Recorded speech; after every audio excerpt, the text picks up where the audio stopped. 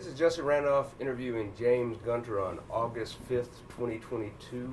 It's around 10:30 a.m. and we're in what I would call Caledonia. This is actually Columbus. Actually Columbus. Yes. All right. Caledonia starts about a quarter of a mile. Oh, okay, so we're in the Columbus city limits, but we're close to Caledonia. Mr. Gunter, how you doing today? I'm doing good. Good. Well, it's good to see you. It's good to see you again. We met in D'Iberville last summer at a youth camp. Can you tell us a little bit about the youth camp? What were you doing there? The youth camp was it's a youth camp that we've been putting on for years with the Mississippi Highway Patrol, but we are the Mississippi Central State Troopers Coalition. It was started back early years of the coalition. The coalition is an African American organization, but we're not limited to African Americans because we do have some Caucasian members, and we have had them since the beginning. But what it is, the organization was set up to try to bridge the gap between the administration and the Highway Patrol, the African American side of the Highway Patrol. Yeah, so sort of a double duty then. Yeah. Sort of an employee organization that's interacting with the administration, and then it's got a service side. It's not an employee. It's more like we're like I guess people call us I'm trying to think what I want to call it. Yeah. They call us sort of like, not a union, well, a union sort of like. I was going to say, yeah. Sort of like a union. Yeah. But it's a union that was designed so that we could have interaction with the administration from the African American side, because, you know, when I first came on the Highway Patrol, the African American really didn't have any say, any input into the administration about things that we saw that were unfair. So the organization was created to bridge that gap. Yeah. So to speak with one voice for all the black troopers. Yes. Okay. And sort of advocate on their behalf. Right. Did it have like a leadership structure where there's a president, vice president? Yes. As a president, vice president, and I was a president. I've been the president twice of the organization, but you know, since I retired, I'm no longer the president. But yeah. I am very heavily involved with the coalition still also. Okay, great. Well, let's be sure to talk about that. Before we get into that, I want to do a little bit of background work, hear about your life. First, let me just make sure that you agree to be recorded. We'll pause. Pause. Hey. All right, so James, let me make sure I got your demographic information right. I got your first name as James, James. That's correct. Do you have a middle name? Earl. Last name Gunter, Gunter. Yes. Any suffix? You a junior, senior? Not really. My dad's name is James Otis. James Otis. All right, so you both James. Yeah. But not junior. Right. You didn't go by junior. Right? I got a junior. All right, so your son is James Jr. Yeah. All right, I don't want that. Great. And this will be awkward, but people in the future won't be able to look into they can't see us right now, and I don't want to make any assumptions. So if you were filling out a form for sex or gender, what would you put down? Male. And for race, what would you put down? African American. And religion? I don't actually remember the Church of Christ. Okay. COC. Also a member of the church. Oh, yeah, I grew up going to the Church of Christ. Okay, awesome. So you would say Christian. Have you always been in the Church of Christ? Yes. Okay. All right, and I'll get address and email address and stuff later. When and where were you born?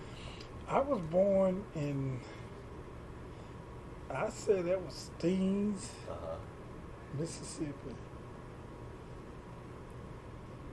At home with a midwife. With a midwife? Yeah. Was that how most everybody was born that you remember? Yes. Yeah. Yes. Back my age, yes. And when is that? When were you born? I was born August the 5th, 1962. August the 5th? Yes. Isn't today August the 5th? It is. Happy birthday. Well, thank Oh my goodness. By good fortune and you making time for me on your birthday, Mr. Gunter. Thank you. I'm sorry. I missed the year. What year did you say? 62. 62. Congratulations again for making it another year. Okay. You tell me your parents' names. My mom was named Annie Grace Gunter, Annie, Grace, and my dad is James Otis Gunter. James Otis. And what was your mother's maiden name? Johnson. Annie Johnson. Okay. They both from the same part of the world? Yes, pretty much. So from around Steens. Yeah, Steens, Caledonia. You know, Yeah. it was all right. It is. I never know where the two end. And for folks listening at home, my mother is from Steens, so I know this part of the world almost as well as where I grew up in West Alabama, but not that. Okay. Were your parents farmers? My dad was a brick mason. Okay. Well, he's retired now, but Yeah. brick mason. And my mom was a cook. Okay. And then she went to a plant in Vernon, Alabama. Uh-huh. She went to work at Emerson. Was Yep. it Emerson? Emerson, I believe. She went to Emerson and she retired from Emerson after Wow. years of cooking. Okay. She used to cook at the, what's that little place? I can't think of the name. But you know, if you're going up Highway 12 before you get to Miss Al, Uh-huh. there used to be a restaurant, a bar on the side of the road. Uh-huh. What was that lady's name that used to run that? Oh man, I can't remember. But it was, Yeah, okay, so I mean, I know, so you're talking like before the slaughterhouse, before Yes. Miss Allen. it was called, what was that lady's name? I can't remember. Okay, but she cooked there, and there She was cooked there. Yeah, they didn't used to open till like at night. I was going to ask, yeah, that must have been wild hours. Yeah, she cooked from like dark to morning is what I Yeah. always remember, because when I was growing up, we always knew Yeah. when my mom was in the bed sleeping, we got up. You better be quiet, and God help you if you go in her room, Yeah. because she had the blinds and everything was dark, and if you went in there, the first thing come at you is a sheep. That sounds like that happened a few times. All right. So, Wow, I mean, I can't imagine your mom's stories just with that, just sort of working those hours. She worked hard, I guess. yes. Did she also sort of take care of the house? Did she work at home? Well, actually, you know, I had 4 sisters Uh-huh. and 2 brothers, Oh, wow, okay. and you know, when I knew any better, they were old enough to take care of everything. Yeah. Because you know, my sisters took care of me pretty much. You know, when I was growing up. Yeah. Oh, you're the baby? You're the youngest? I'm the knee baby. Okay, There's a yep. daughter underneath me. Okay. Great. Do you remember when your parents were born? My mom was born January the 7th, 1935. 35. Okay. And what about Dad? I don't know. All I right. know he's born on May the 11th, Yeah, yeah. but I don't know what year. Was he? Well, he turned 81 today. Oh. This year. He turned 81 this year. Okay. So We can do the math. yeah. All right, so he's still alive and going. Well, that's Yes, great. yes. All right. Mother still with us, or she passed away? No, she passed away from cancer. Lung cancer. She smoked all her life. Yeah. Yeah. What year was that? Do you remember? I want to say, I don't remember. I want to say it's somewhere around 2007, maybe. Okay. Yeah, I think it was 2007. All right. But she worked. She was a cook. Do you remember some of her favorite dishes that she made? Things that you loved the most? Well, you know, growing up in a poor family, you know, my favorite was pinto beans and cornbread. I just loved it. She used to cook that really well. Yeah. She cooked the beans a long time. Yeah. Yeah. Yeah. That's great. And you know, all of our families live right there in that area. Yeah. So I spend a lot of time at my uncle's house, at my grandmother's, you know. So. Yeah, well, tell me a little bit about the community. So you said was it all Gunners? Is that who? Well, Gunners and Burrs. Burrs. All right. B-U-R. Is that where does the Burr line come into the thing? My grandmother was a Burr because she had gotten married. The Burrs were, I guess, once she got married, she became a Burr. She was a Gunner originally. And then when she got married, she became a Burr. And that's where we all were from, right in that area. Gotcha. Right. So which grandparent would this be? Would this be? That's on my dad's Your side. dad's mother. Yes. And what was her first name? Eloise. Eloise Burr. Okay. So Burrs and Gunners living together. Big farm community. So your dad's a mason. Yes. Is there like farming going on too? Not really. We were Masons. Yeah. All of the family, the uncles, the nephews, everybody did masonry work. Wow. Yes. Okay. Even I did it when I was coming up, and that's why I said this is not for me. Yeah. All right. So you broke the mold. Oh my God. Well, That's terrible. I'm only one, but I told him, my dad, you know, he really tried to get me to stay in the masonry work, and Yeah. I told him that's not something I'm going to do. Do you remember how he responded? He just said, well, you know, I understand. Because I always told him I wanted to be a highway patrolman. Yeah. And he understood. Yeah. All right. But this was a rural community. You were nowhere near like a grocery or anything like that. No. Hey, sugar, I'll call you back. But you're out in the country. How far did you live from the road? Were you right on the road? Well, actually, the house that we lived on was on, what was it, Smith, it was Smith something road that we lived on, but we lived right off the road. And my grandmother and them lived about a half a mile around the corner.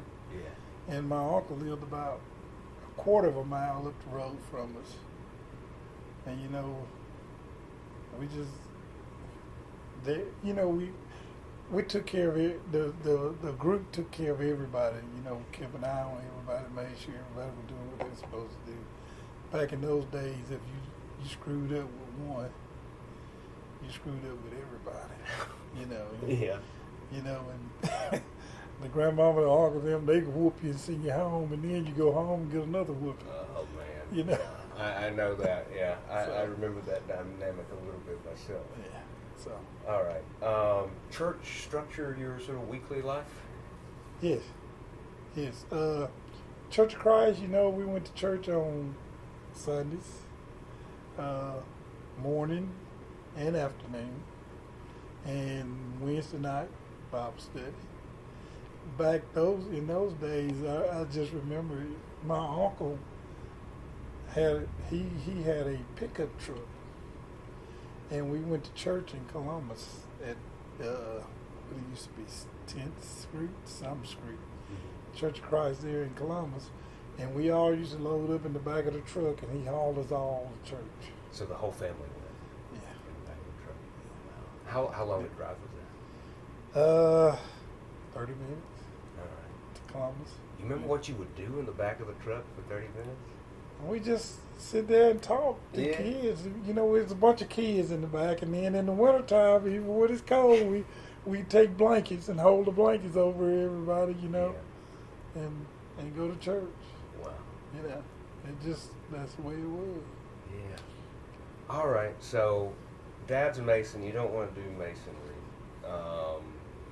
Tell me the first time you knew you wanted to be a law enforcement officer. Well, my dad had a Marauder, Okay. and it was fast. Okay. And I remember him getting stopped on Highway 45, and I was in the vehicle with him. Yeah. And a trooper stopped it, and the trooper walked up there, and I just saw the trooper walk up there. He was sharp and everything, and that's when I just said that's what I want to do. After he gave my dad a break. He didn't write him a citation. Is that right? Yeah. Do you remember how fast he was going? I don't I don't remember. I remember. Yeah, I've been in a very similar position. My dad did not have a. You said it was a Marauder. Yeah. He didn't have. They had like a truck, but he was speeding too. All right, do you remember what it was about the trooper that sort of inspired you? I guess it started with the hat. You Yeah. know, that trooper hat. The Smokey Bear hat. The Smokey Bear hat. Yeah. Yeah. All right. Prior to that, did you have any sort of conception of police or law enforcement? Well, not really, because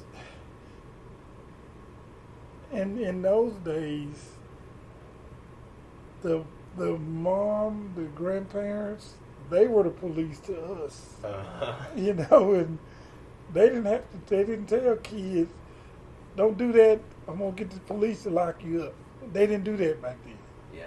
You don't do something back then, I'm gonna get you. Yeah. And they were sort of like the police to us at that time. Yeah. So, Wow.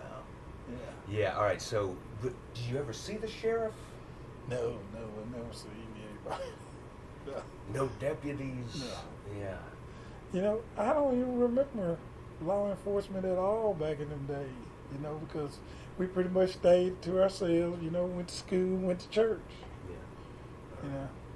Do you remember how old you were when your dad got stopped by the trooper? I don't. Yeah. I don't. You were in school, you think, at that point? I think so, yeah. Okay. Well, let's talk about school. So we got church. Where did you start school? As I recall, I started school and I don't remember it. Okay. I know where it was, Anderson Grove School. It was an all-black school. Uh-huh. As a matter of fact, the school is still there Okay. on Anderson Grove Road. Okay. Uh, And you went there from first grade through... second, Okay. and then, integrated. Okay. So... And when they boom. integrated, I went to Caledonia. Okay. As a matter of fact, my first year in Caledonia was third grade, Okay. and I flunked the third grade. Oh, no. Yeah. So, I guess it was a transition period, and probably, Yeah. it just, things happen. Yeah. Do you remember anything about the transition? That must have been an No, earthquake I in don't. some... I just know that because of the record that I failed. Yeah. So you don't even remember. I don't remember it, Yeah. Wow. All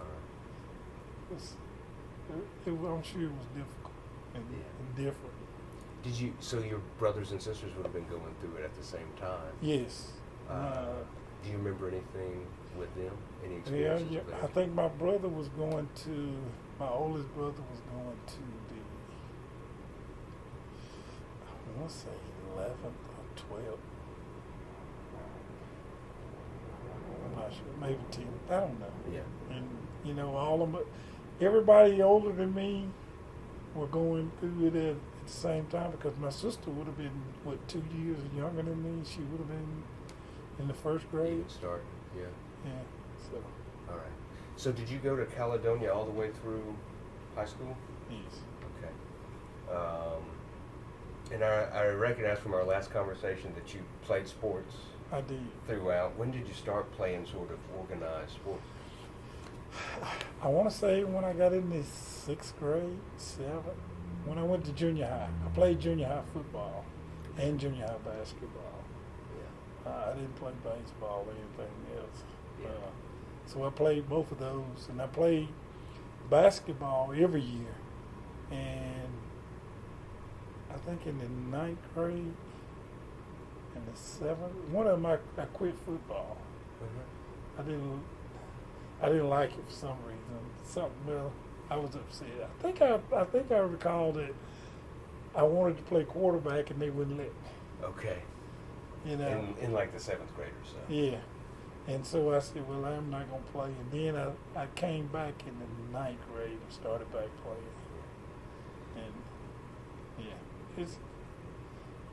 and I played, no, I didn't. I didn't come back I didn't come back to my 11th grade. Oh, okay. Yeah. I didn't come back to my 11th grade because they wouldn't let me play quarterback. Was it your impression that they wouldn't let you play quarterback for a specific reason?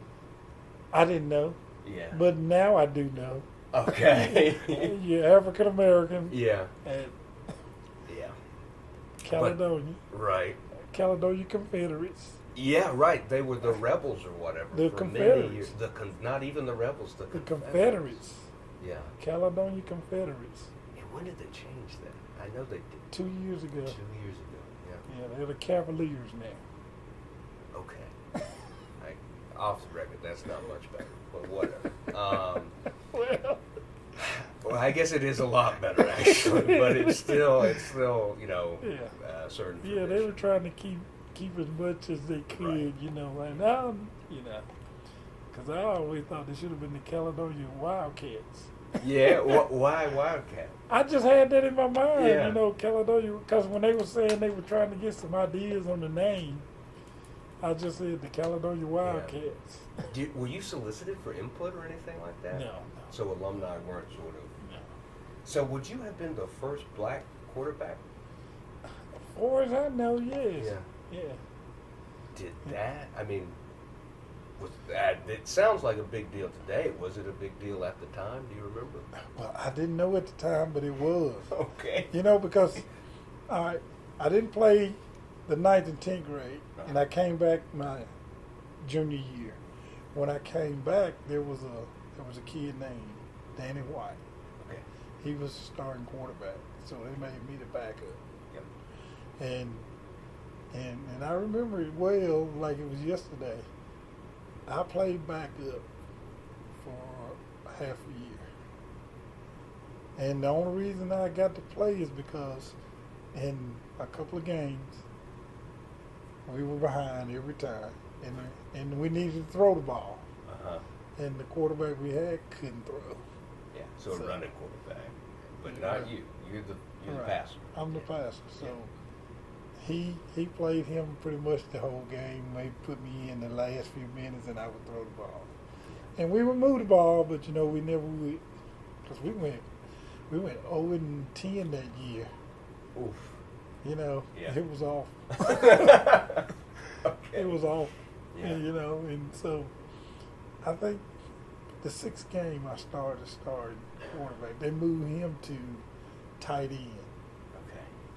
Because he couldn't throw, but he could run the ball a little bit. Yeah. And he wasn't fast enough to be a running back. Okay. So do you remember the moment you took the field? Was there any reaction from the stands or anything? I don't recall, because when you're playing, you're focused on what you're doing, and years later I realized that the coach almost lost his job behind that. How'd you learn that? One of the assistant coaches had talked to me about it. The guy, he's passed away now. He was an assistant coach named Sylvester Harris. He had talked to me about it. He said, James, they wanted to run him out of there because he starting you over that kid, And I said, well, I didn't know. He said, well, it was rough for him. I'm glad you were insulated from it. I mean, honestly. Yeah. And I think what had helped also, and I forgot to mention this to you. My mom, the lady who had the restaurant up on 18 now, going to Vernon, she had retired, so my mom started working in Caledonia at the cafe. And all of the parents and the alumni of Caledonia go in there and eat. And they knew my mom. So I think that sort of helped ease it too, you know. Yeah, yeah. You You know- were all right because she was all right. Yeah. And then the thing about it, she never came to a game. But she listened every Friday night. She was always at work. Yes. Wow. And she listened every Friday night to the game. And I found that out later. I was even going know to say that. that sounds I like d- something you would have learned later. I didn't know that either. But, you know, it just, you know, Yeah. things you learn. Well, that's sweet though. That's a great story. Yeah. Yeah. And, you know, and then I started the next year and played, and we went to a bowl game. Whoa. Yeah. All right. So you turned things around in your senior year. Yeah. Well, that must have been. I wonder if the coach, if they lightened up on the coach. I think they did because, you know, even though we were 5-5 at the end of the year and went to a bowl game, Yeah. it was an exciting football games. Yeah. Even the ones we lost, they were exciting games. Yeah. And because we were throwing the ball all over the field. We were slinging it. Yeah. Well, how did the quarterback position, right, is desegregated, I guess. Did the rest of the field sort of reflect that as well? Well, you know, as a matter of fact, my senior year, we only had like 14, 15 players. Wow.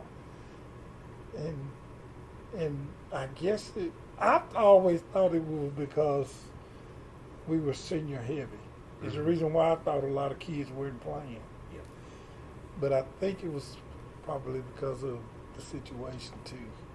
So you saying kids didn't want to play With- because of desegregation? Yeah. And are you meaning that predominantly white student athletes didn't want to play because of it? Yeah. Well, and then you know, well, here's what I thought. Yeah. I thought because we were so senior heavy, and we were hitting hard.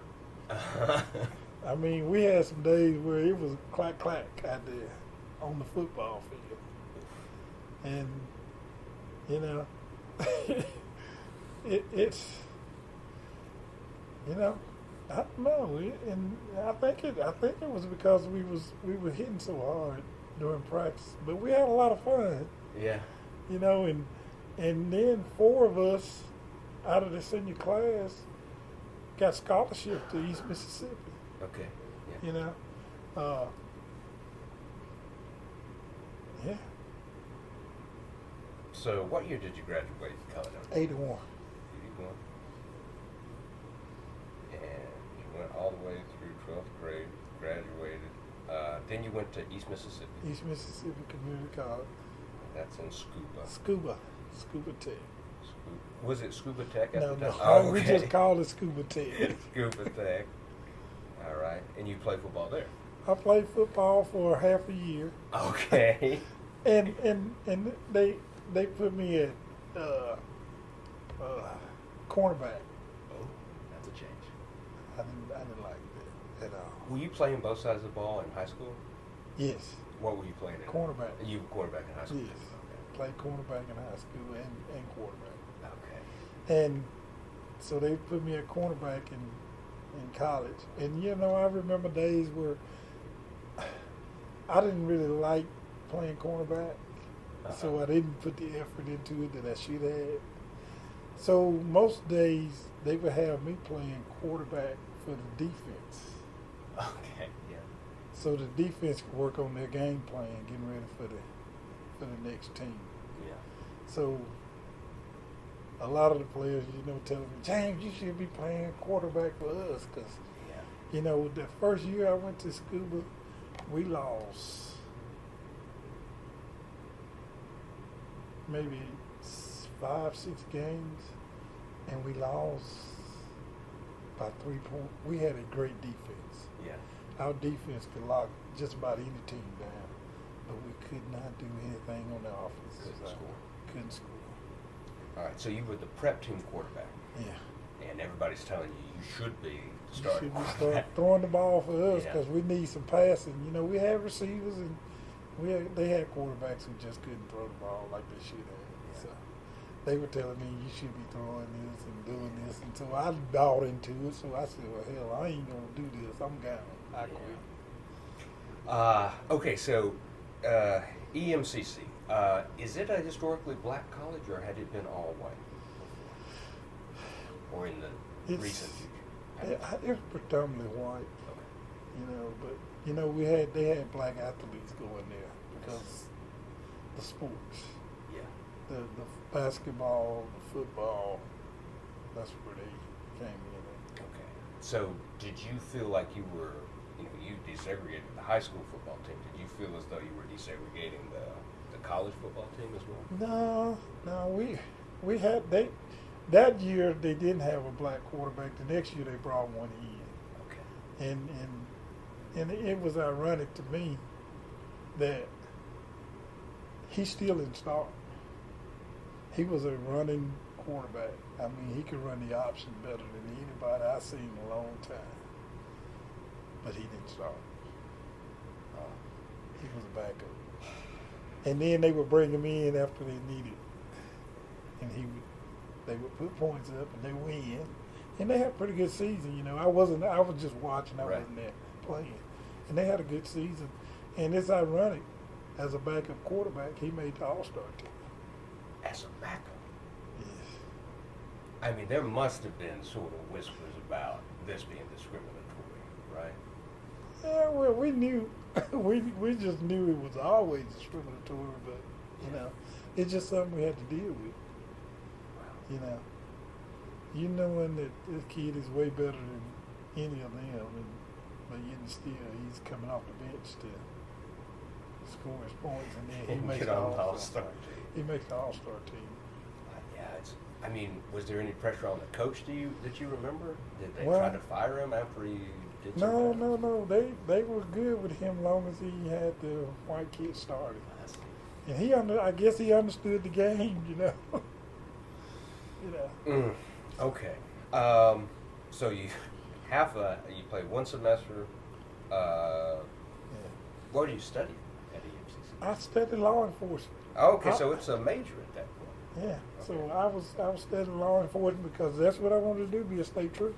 Yeah. So that you've known that all the way through high school. Yeah. And I went in the military. Okay, so after EMCC, when did No. you? I went in the military in my senior year in high school. Oh, okay. Yeah. Okay, so let me see if I got this right. Graduated Caledonia in '81. Yes. Then you go into the No. military. No, okay. I was in the 11th grade. I went into the military. Oh. Yes. All right. Where do you go? I went to Fort Jackson, South Carolina. Okay. Went during the summer program. It's split option. I did the summer of my junior year, and then the next year I would do my AIT side. Okay. And what does AIT mean? AIT means you're active. Your primary job training. That's basically what it is. Okay. And the basic is just basic military. Just getting you into shape. Getting you into shape, teaching you the fundamentals of the shooting and all that stuff. Okay.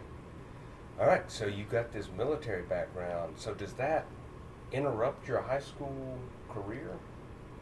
No. Or no? Actually, it helped me because instead of sitting at home during the summer and not doing anything, I was in the running mode Yeah. all summer. The hardest training you could ever do. The hardest training. Actually, my AIT was harder than my basic Tell me how. How? because in basic, I expected it. I expected to be dogged and running and doing this and doing that. And I get back, and go to school for the next year football year, do football. And I graduated high school and I go back for my AIT. Well, we go to Fort McClellan, Alabama. Uh-huh. And lo and behold, our primary platoon sergeant is Mr. Alabama. And he's working on getting in shape. Mr. Alabama in a weightlifting. No, bodybuilding. Right, like you're right. Yeah. Like a body, like Arnold Schwarzenegger was Mr. Yeah. Universe or whatever. Right. This is the Mr. Alabama. Mr. Alabama, and he's working out with us to keep himself looking good. So it was a long summer. Oh wow. Okay.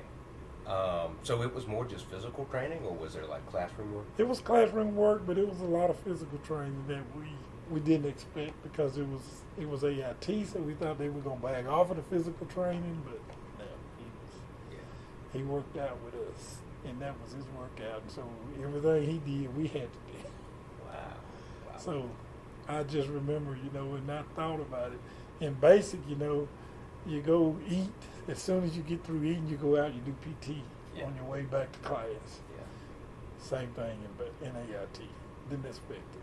But we worked through it. With some tired days. I bet. And a lot of push-ups. All right. Well, in a few minutes, I want you to compare that to what the Highway Patrol asked you to do at the academy, because I've heard it's bad, but I don't know which one would be worse. So when do you finish at EMCC? I finished in 83. So do you get your 2-year degree in law enforcement? Yes. I got it, but I didn't pay for it, so I had to wait to get it. Oh, okay. All right. But I got it. All right. No, Yeah. I know that story. All right. Yeah. All right. So do you go straight into the Highway Patrol after that? No. Okay. What do you do? So, let me see. I don't remember what I did then. I went to work with my dad in construction. Okay. Yeah, I did. I'm trying to remember, when did I go to that? I went to the Highway Patrol in 87. So yeah, I worked with my dad in construction from then until All right. So that's about 4 years you did Yeah. construction. All right. Did that reinforce the idea that you didn't want to do that for the rest of it? It did. Yeah. It did. And the thing about it, but I did get some great experience. At that time, my dad and them had gotten into construction, masonry. I mean, commercial masonry, where they were doing a lot of big buildings and stuff like that. So Okay. I got some experience driving, learning how to operate the forklift and the brick saw and different things, and building scaffolds. All this stuff was a part of it. All right. It sounds like a lot. Did your dad build any stuff that's still around? Yeah, I can't remember. As a matter of fact, they did construction down at East Mississippi. Okay. When you remember when the dorm burned down? No. The dorm burned down in East Mississippi, and then they built a new one, and my dad and them did the construction on it. But I wasn't with them then, but they did that. They built a lot of stuff. The mini storages over here in Columbus, they built a lot of those. Okay. I helped build those. Yeah. Just different stuff all around the city. And my uncle, had a huge construction business, and we went to Greenwood one year and built Bell South building. Wow. Just different places. Okay. Did you do a lot of traveling outside of this area in these years? Yeah, we did. We traveled Starville, Jackson, Greenwood. Just Was different it places. all for work? Awful. Oh, was it all for work, or was Yes, it like? all for work. Did you do anything that was vacation? Did you ever go on vacation out of this thing? No, my vacation was military. Oh. Oh, that sounds bad. I've seen the world with the military. It's right. I Yeah, have, and they paid me to do it. Yeah. Okay. And this is just something that I noticed. No matter where we went, what country we went to, we had an opportunity to go and sightsee. Yeah. So And so, just so in my mind, that comes, like you actually being stationed elsewhere, is that when you're with the Highway Patrol, will you have to go on active service, or is that like a big period outside of the Highway Patrol? that's outside the Highway Patrol. talking about the military side. Right. Yes. Okay. All right. So you start highway patrol in '87. Yes. Go and get an application. Turn in the application. Yes. What's the first thing that happens after that? Are you talking about as far as what I did, or? Well, just like to even become employed by them. Do they like do an interview? Yes, I did Okay. an interview. Went down and did the physical side of it. Also went down and did the psych evaluation, all that stuff. Okay. All that was a part of it. Psych evaluation sounds strange. What was that like? Just questions they ask you, so Yeah. they can sort of get a feel of whether or not you're crazy. Okay. Yeah. So but it sounds like you answered those questions Yeah. in Yeah. a way that they like. Yeah. I Okay. think the military had prepared me Yeah. a lot. Yeah. All right. So after that, the training academy, I'm guessing. How does that go? Graduated patrol school April 24th, 1987. Okay. I got stationed in Monroe County, All right. So that's Amory, Aberdeen. Aberdeen. Yeah. In Aberdeen, I was G15. G15. Yeah. Went up there, and my field training officer was G36, Eddie Reed. And basically what they did was I rode with Eddie Reed for 30 days, and they said, yeah, hey, you're on your own. Uh-huh. You know? Yeah. I worked Monroe County for, I want to say it was about 6 months. And what had happened was, maybe 9, what had happened was I was living in a house. A former football player named Joe Green played football. He owned a house in Aberdeen. And during July 4th weekend, so I'm renting a room out, right? Mm-hmm. I don't have the whole house, just a room. Right. So officers, investigators knock on the door that morning of the 4th. I can't remember if it was the 4th or just the weekend of the 4th, because I had to work.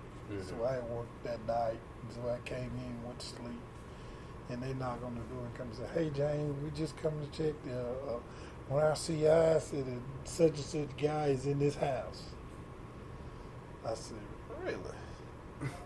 Okay, so he tells me who the guy is, doesn't have a picture. I'm saying, like, how am I supposed to know for sure who this is? He said, have you seen anybody? I said, I haven't seen anybody. I worked all night. I just got in, went to bed. I'm just waking up with you waking me up. So he tells me, just walk around and look and see if you see the guy. I walked around. I didn't see anybody. I saw doors closed. I'm not going to go in somebody's room and open the door. So he comes back out. They went through the little rigmarole, and then they all of a sudden they finally leave. And then later I found out they said, oh, James knew the guy was in there. He was in there. I said, well, if you knew he was in there, why you didn't get him? You know, that kind of stuff. It was just a big mess. Yeah. So what was the guy wanted for? Why was he a person of interest? I can't remember right off what it Yeah. was. It was something he was wanted for, and they was looking for him. Supposedly the CI said he was at their house. So I said, I don't know. Yeah. So they accused me of lying. You know how they do it. And they took me down to Jackson, put me on the polygraph, and interviewed me. Whoa. Yeah, saying that I was trying to harbor a fugitive. So at the time, I never forget it, that the chief was D.D. Satanovich from the coast. And he told, I didn't find this out till later, but he told one of the assistants, or he's a major or something, said, I'm not going to let them railroad this kid. So I'm transferring. So he transferred me back home. So did the did the chief think, and did you think they were trying to get you out of like Monroe County? Well, here's my personal opinion. They were just trying to get any African American off of the highway patrol. I see. And the guys who came to the door, were they patrolmen or were they local cops? They were investigators with the highway patrol, MBI. And they were in the NBI. Yes. So yeah, so you're thinking that because the NBI, I'm guessing that even in '87 is going to be seen as a more elite unit, Yeah. probably not as representative as the rank and file No. patrol. So No. I don't know if we had any African Americans at that time, investigators, and if we did, they were off in some hole somewhere. But the MBI at that time had a lot of clout and a lot of juice to do what they wanted to do. yeah, So wow. Okay, so they transferred you to the coast. no, they transferred me. He transferred me home Oh, okay. to Columbus, All to right. Lowndes County. All right. And I was staying with my mom, and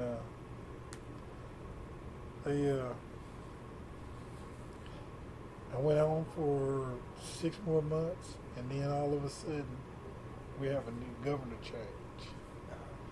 So when the governor changed, I guess they saw that as their opportunity to come after me. So I came on April 24th. This is March the 10th of '88. So I got another few days before I have my year. So, in your first year as a highway patrolman, you're at will. So they can terminate you for any reason. You're on probation. It's on probationary period. Okay. So, March the 10th, I'll never forget it. I went to Jackson to have my car serviced. And while I'm downstairs at the shop, I get a call from my captain. James, I need you to be in the chief's office at 1 o'clock. Don't be late. Okay, what's going on? So, 1 o'clock, 12:30, I'm sitting in the chief's office, waiting on the. Yeah. So, finally, the captain comes out and he said, James, come on in here. We need to talk to you. So he and the assistant chief starts talking to me, starts telling me, hey, James, look, we got complaints on you all year. So with these complaints, we want to ask you to resign, because we're going to have to terminate you. So I'm like, OMG. what is going on? Yeah. So, it's serious now. This is my career, my life, everything I've ever wanted. It's right there, and they're saying, hey, we're going to terminate you if you don't resign. So I tell him, well, what have I done? So he goes and gets some letters, different letters about different stuff, and brings them in there and starts showing them to me. This, and that, And I read one in particular, and I remember at the end of the letter, it said, Captain, don't ever hesitate again to call me if you need me to write another letter. So at this point I'm thinking, oh, well, hell, it ain't gonna matter. They gonna get you anyway. So I tell him, I said, I'm not gonna sign anything unless I talk to somebody. So I tried to call, at that time, my master sergeant, which was Dennis. Everybody tried to call him. I couldn't get him. And I tried to call, I called Bennett, not Bennett, what was his name? Turner. He used to be a senator. He passed away since now. Mm-hmm. But I called him and talked to him, and he told me, he said, James, if you feel like you've done anything wrong, resign. If you don't, then don't. He didn't really help me with I'm young and dumb and not knowing what to do and not not sure which way to go. Yeah. So I remembered a friend of mine who was a public service commission on the public service commission as an officer named Arthur McFarland. I called him and I asked Arthur. I told him what was going on. He said, James, whatever you do, don't resign. He said, it'll take us some time, but we'll get you back. So that really was comforting. So I said, well, I'm gonna listen to you. So, you know me. And I guess I got angry, but I was saying I'm gonna show these SOBs. So.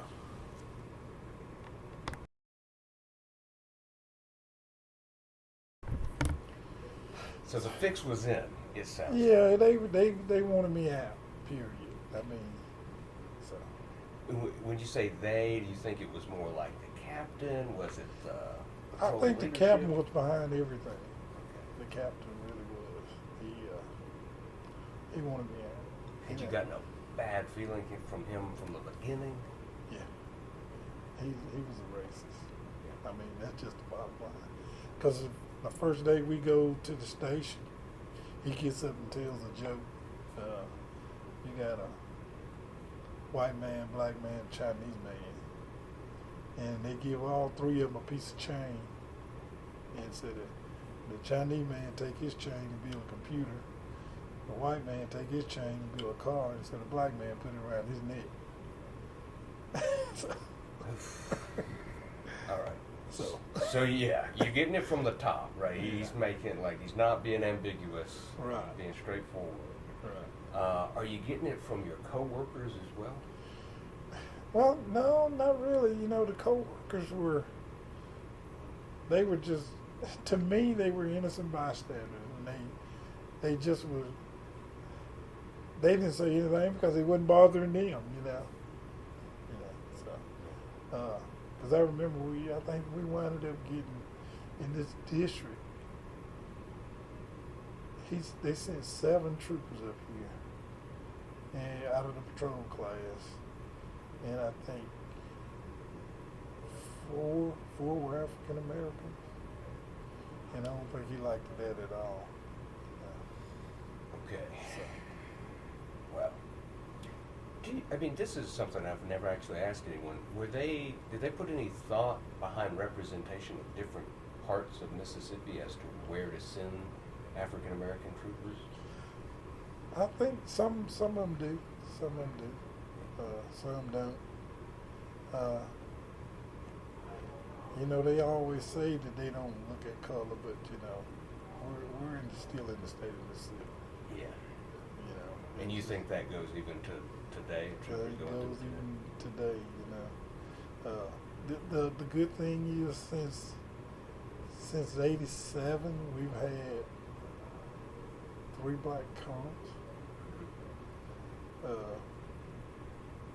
You know, some of them, one was great. The other 2 were, you know, one of them, the first one was just a token. He didn't have no power. He didn't make no decisions. He was just there. Yeah. The second guy that was a colonel, he was a real true colonel. In the beginning now, it takes some time to learn what you can and can't do. In the beginning, he was a little skeptical. But as time came along, he decided, hey, I'm in charge. I'm going to do it the way I want it. He was a really great colonel. He's the only colonel I ever really had. Yeah. Is this Colonel Berry? Yes. Who was just recently passed. Yes. And then, you know, the last colonel, Colonel Gillard, you know, he was looking to get to the next level. That's what I saw. Can we talk about Colonel Berry for a second? Because I mean, you're sort of portraying him as someone who decided to use, you know, the power, the sort of political capital he had to do something. What kind of stuff did he do?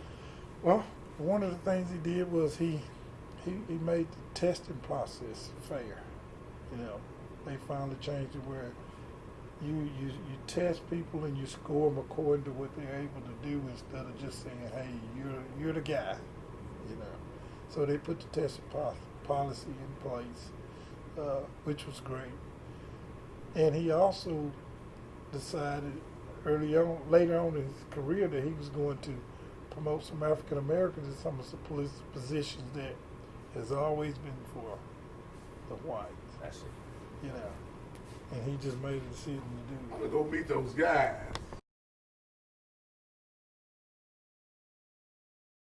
So it sounds like Barry made the testing process more transparent. Yes. He promoted African American troopers to places of authority that had, you said, traditionally sort of it was understood Right. that they were for Right. white. Right. Yeah, especially, you see, because when he did the testing process, that opened it up to MBI side. And MBI had been pretty much Caucasian. A black box. Yeah. Yeah. And, A black box full of white people. yeah. Right? And then, you know, they may put one guy in there that they felt like was, and I don't like to call him Uncle Tom because people misportray Uncle Tom. I like to say, if you've seen the movie Django or Stephen, I would say a Stephen. Yeah. You know? Yeah. So. This is Samuel L. Jackson's character. Yes. In Yeah. Django. Yeah. Yeah. Okay. So someone who is actually has found sort of personal power, Yes. but is not interested in making other black people's Right. lives better. Correct. So, Okay. Anything else that Colonel Berry did in particular? yeah, well, you know, he just was straightforward and talked to us, and that's one of the, you know, during his administration, you know, I was the president of the Mississippi Central State Troops Coalition. During his tenure, we had 74 African American that were master sergeant or above. And that all came because of what changes he made. Where we had probably 15, you know, so that was a huge change. You know, he was instrumental in that, you know. All right. So you make them terminate you in '88. Well, I forgot to tell you what I did. Yeah. What actually happened? Well, so they tell me I gotta make a decision within an hour. Oh. So Wow. I tell them I'm not doing anything until I can make phone calls, which I did. I made phone calls, and after I made phone calls, I sat up there. It was about 5 o'clock. I'm still in the office by myself, so they finally come in about 5. Have you made a decision? I said, yeah, I made a decision. I'll sign whatever y'all want me to sign. So my captain, he starts grinning. James, you're doing the right thing, and it's gonna be, we're gonna help you get on the sheriff department up there. I'm like, okay. So I said, bring the letter, I'll sign it. So he brought me the letter. I got a pen, I signed it, and then I got it and I ripped it. And I said, if you bring me another one, I'll sign it too. You ain't gonna sign a goddamn thing. You're fired. That is what we would call the mic drop. Yeah. You fired.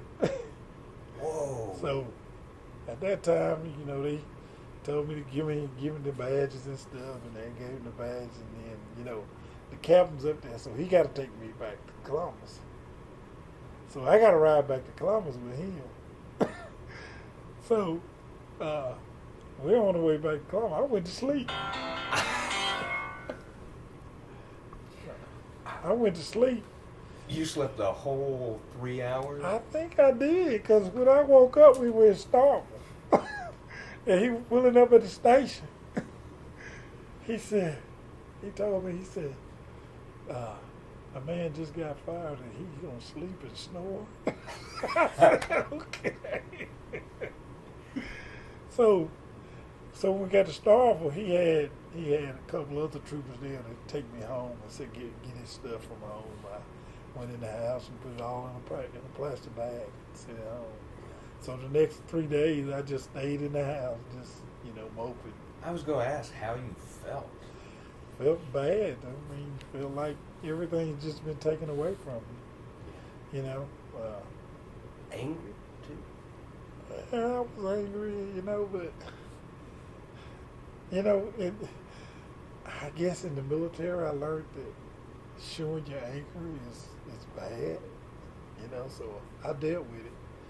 I remember my mom. She come in there and talk to me. You know, said, "Son, you know, just hang in there. It's gonna be all right. Give it a little time, you know." Cause it devastated her probably more than it did me, because you know she had always said there's something that I want one of my sons to do is to put on a uniform, and she said, you know, son, I really do appreciate you. I put on a military uniform and a highway patrol uniform, so she was really proud. And then you know, she said, well, just you're gonna be okay. Just hang in there. You know, put God first and hold on, and it'll work out. So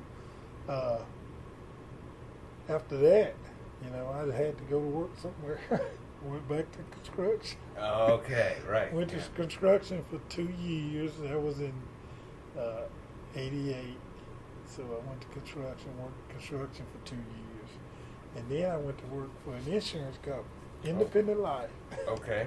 I did insurance for 2 years. Had a good time, you know, learned a lot. Yeah. Learned how to sell.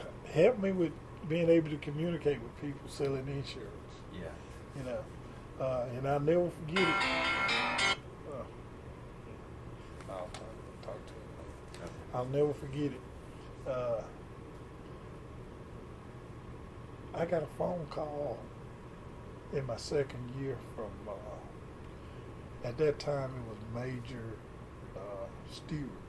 He was the personnel person at the Highway Patrol. He said, James, you need to put in your rehire letter because we're finna get ready to rehire. So I did, and that was in '92. That was like August of '90, maybe July of '92. He called me, told me to get my letter together, get it to him, and so I got back on the interview board in September of that year. I got rehired. Okay, September '92. Yeah. Went back to work for them, you know. I had a new perspective on the Highway Patrol. You know, in the beginning, I was naive that when you put on the uniform, people treat you like you're supposed to be treat you fairly, but that wasn't the case. But that's so specifically from the inside. Yes. What Yeah. about in your work life? Do people like on the highways, people that you're having to interact with the public, how do they treat you? Well, for the most part, 99% of the state of Mississippi people treat you with respect and dignity. You're going to have a few that's not. You know, I've been called the N-word. I've been told that you locking me up because you can't get none of this white pussy. Wow. Okay. I've been told all kind of stuff, you know. It's just a part of what happens, you know. You Yeah. just have to deal with it and work through it. Yeah. Yeah. All right. Was it particularly bad? Do you remember it being particularly bad in your probationary year? No, not really, you know. Like I said, for the most part, everybody are respectful and they're happy for you that you made it. You know, you got a few that's not. And just, you know, my family, all of them, even in my graduation, my uncles and everybody came to the graduation. Yeah. Family and friends. All my sisters and brothers were there. They were all there and they were proud. Yeah. So it was great. But like I said, I didn't know all the stuff that was going on the inside, because all they talked about in patrol school was family. We're a family. We're a family. We're a family. Well, I found out that didn't mean us. Yeah. Yeah. I mean, that's interesting because so many employers deploy the idea of like, oh, come be a part of the family, you Right. know, and then you end up being exploited. Right. And it sounds like that drove you into the Central State Troopers Coalition. Well, it didn't drive me into it, but it made me want to be a part of it to try to help the African American side, because, you know, and then a lot of those guys don't understand in those days.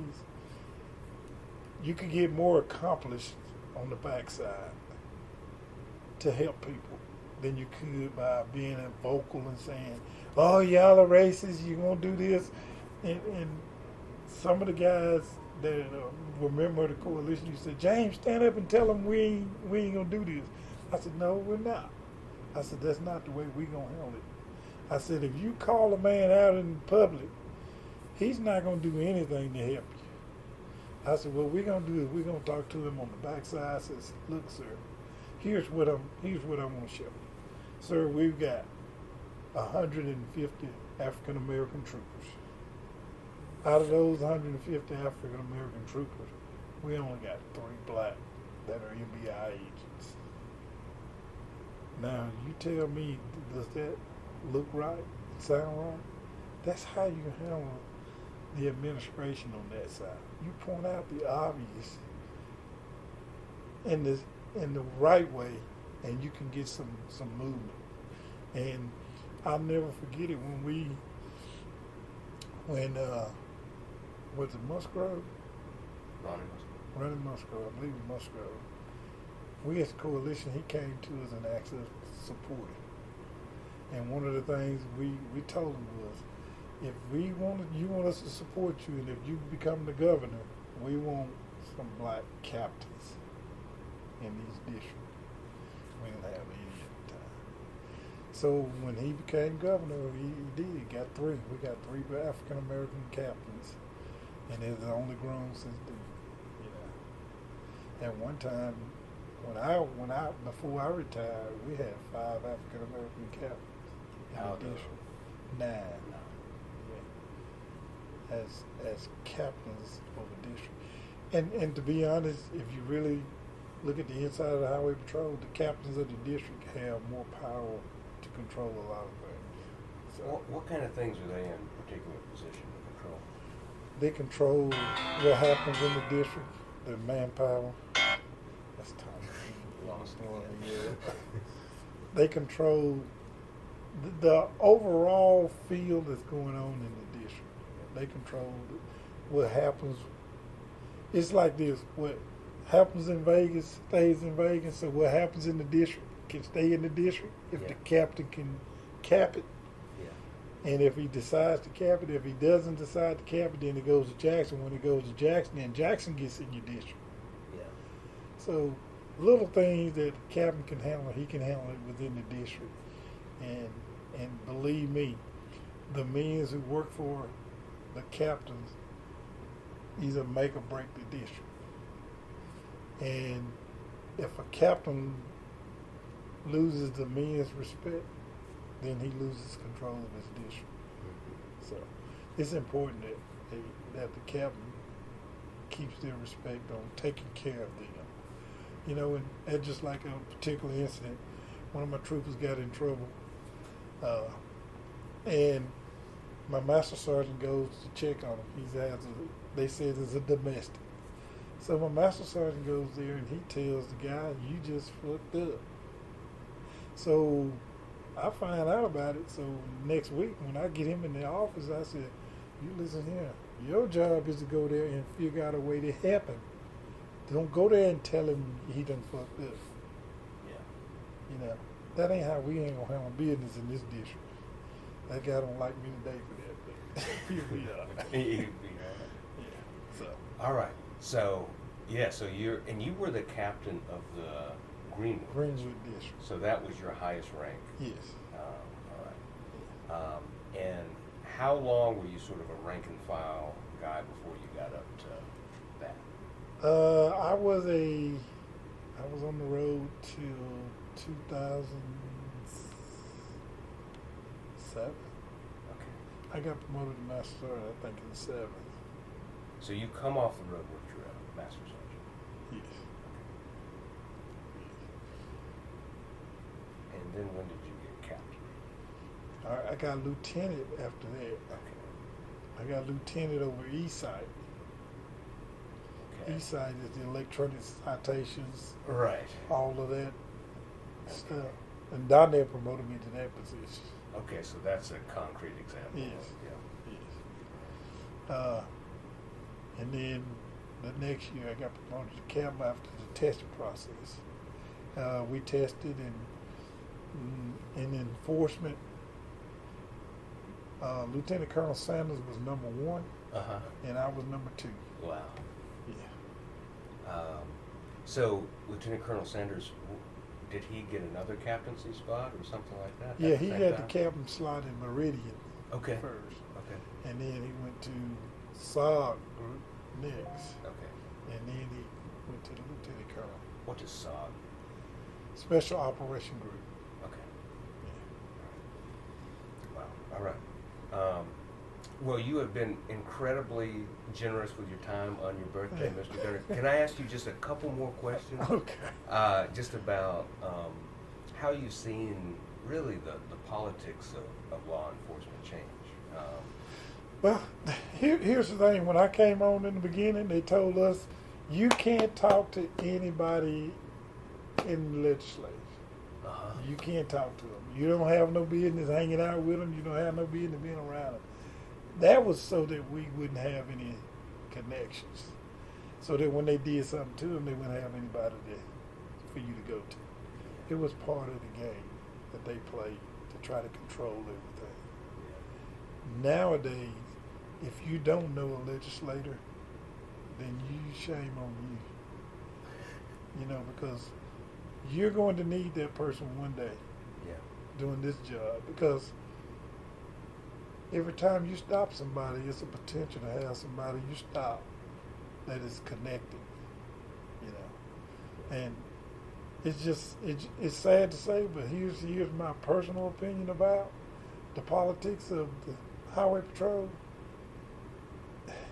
The Republicans, we've gotten more under the Republican leadership than we ever got under the Democratic leadership as far as the governorship. When you say got more, what do you mean? We got more positions under their leadership, because here's my take on it. The Democrats feel like we voted for them, they don't have to do anything for us. The Republicans said, well, they didn't vote for me, but we've got to at least show that we're fair and give them something. You know, Donnell Berry got his tenure on the Republican. Was a Republican appointee? Yes. Huh. The changes that took place was under the Republicans. And it's just sad to say, but the Democrats, they're like, they just take us for granted. Mm-hmm. You know. Do you think the Republicans sort of see it as almost a growth territory? That, like, you know, as you said, like, we know you didn't vote for us, but maybe we'll try to sort of get you the next election or something like that, making a case to you? Yeah. Well, actually, I voted for the Republicans a couple times. Uh-huh. I did. Yeah. You know, because I just saw that they were the better fit for us. And that's in state politics? Yes. Yeah. Yes. Because and you know, it's like this right now, and I'm just saying this. The governor we got right now, he is not. He don't care about anybody. I mean, I'm just gonna be honest. He don't care about black, white. If you're not his guy, he don't care. Yeah. And the Highway Patrol, as far as he's concerned, they're just security guards, because that's what he's using them for. Of him and his administration, or do you mean like across the state? Across the state. Tell me more about that. What do you mean as security guard? He doesn't feel like the Highway Patrol is worthy. And when the top feel like something's not worthy, then the others feel like they're not worthy. I mean, they don't. You can just tell the difference, and since his administration has taken over. For example, the colonel of the Highway Patrol used to be the deputy commissioner, and he was the only one. Mm-hmm. Now there's four. Hmm. There's four deputy commissioners. What difference does that make concretely, would you say? The power. You know, instead of him being the head honcho, the man for everything, he only got enforcement, MBI, the shop, and the training academy. Each have now a deputy. No, the colonel got those 4. Oh, okay, yeah. Now the deputy commissioner they gave one of them the finance over there. Mhm. You know, he used to be able to go in there and tell the person who's in running the finance, do this, do that. He can't do that anymore. He used to be able to go in there and tell the people running the building, I need you to move this one to that office. That can't do that anymore. He used to be able to control driver services. He can't do that anymore. He's lost pretty much the juice. Yeah. Per se. Whereas everything stopped with him. Now you got 3 other deputy commissioners got just as much power as he got. Yeah. And he can't go over and cross over into their lane without going through them. Huh. Yeah. Well, that would really slow everything down. Like, it'd really be hard to make any kind of change, it sounds like. Yeah. Right. And you think that's the point? Yeah, I think it's important. Yeah. It's important. But, you know, you have to adjust to the day or you get left behind. Uh-huh. So you make the adjustments. Yeah. You know? Well, the last question is about, in the last 10 years, starting with Trayvon Martin in 2012 and Michael Brown in 2014, we've seen the Black Lives Matter movement radically change the way everyday people sort of think about police or consume images of police. You were a captain even during these days. Yeah. How have you seen that change, just the sort of wider climate around? Well, here's the way I see it. The Black Lives Matter, depending on who you're talking to, is different. You know, if you're talking to somebody who's just saying, hey, Black Lives Matter is anti-police, then they're anti-police because of how they've been treated. And here's the thing. It doesn't take but one bad apple. You know. And the reason why I say that is if you have a police officer who is like kneeling on George Floyd and the other guys who were there, they probably had done that many a times, but the guy didn't die. So I think it's wrong for them to prosecute those guys because they didn't do it. He did it. But, you know, with you being there, you still have to say something. You know, if I was out there and I'd have been dealing with it, I'd have said, hey, dude, you know, why are we still having him sitting down here on the ground when we got a patrol car, we got him handcuffed, let's put him in the car. You know, little things like that matter. You know, but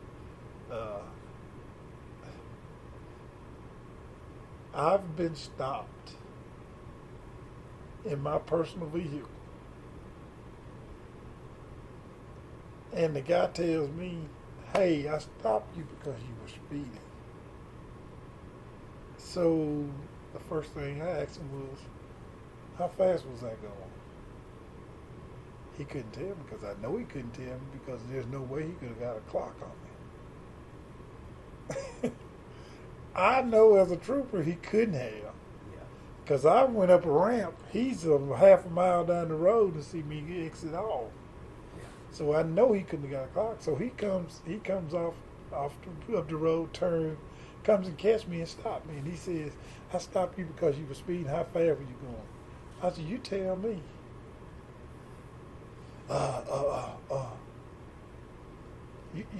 You had to be speeding. I said, well, how fast was I going? So then he asked me for my license, and he gets my license. And when he gets my license, I got my picture in uniform. I didn't know we had any black state troopers over here in Columbus. So this is while you are still Yeah, Yeah, he stops me and tells me that, and I said, okay. He said, I hope you remember me. I said, yeah, I will remember you. He actually got fired later because it's obviously what he was doing, targeting black folk.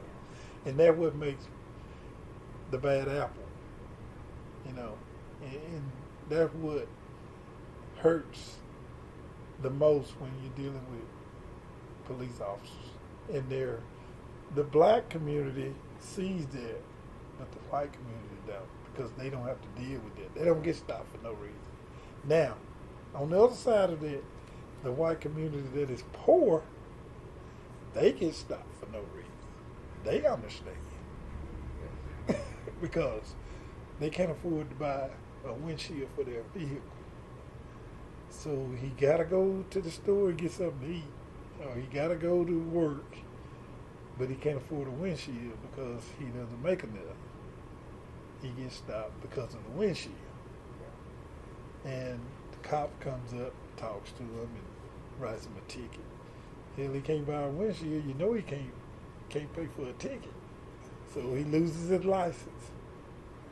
You know. Yeah. So things, it just matters. And The individual matters. the individual matters. Yeah. So do you think it's the optimal situation where, say, even a black state trooper who sees the white guy going down the road without a windshield pulls him over, or does he not pull him over? He pulls him over. Yeah. And me personally, I always try to look and see if the guy is able, and I'd sort of get a feel for him. Now, here's the other side of it. If I stop him in the end, the first thing he said, "Boy, what'd you stop me for?" You know, Yeah. it matters what you say, your attitude, and how you talk to people. You know, Yeah. so Yeah. all those are factors. Yeah. So I was really struck by how you sort of said that Black Lives Matter has different, right? That it's not one big Right. sort of movement.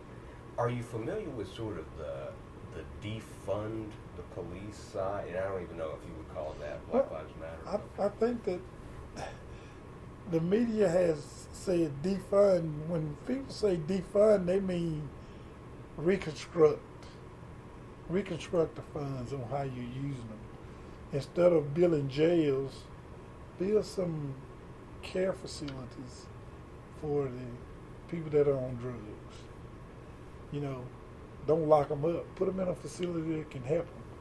Now, I'm really struck on, I like the idea of some of the cities that have gone to where they've got a counselor riding with a police officer available for them.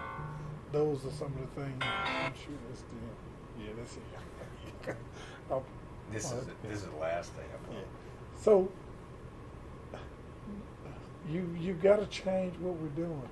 And one of the things me and some of the guys talked about was the police initially was set up as during slavery when they had the overseer. So the police, in essence, have turned into the overseer in some instances, and that's something that we need to get away from.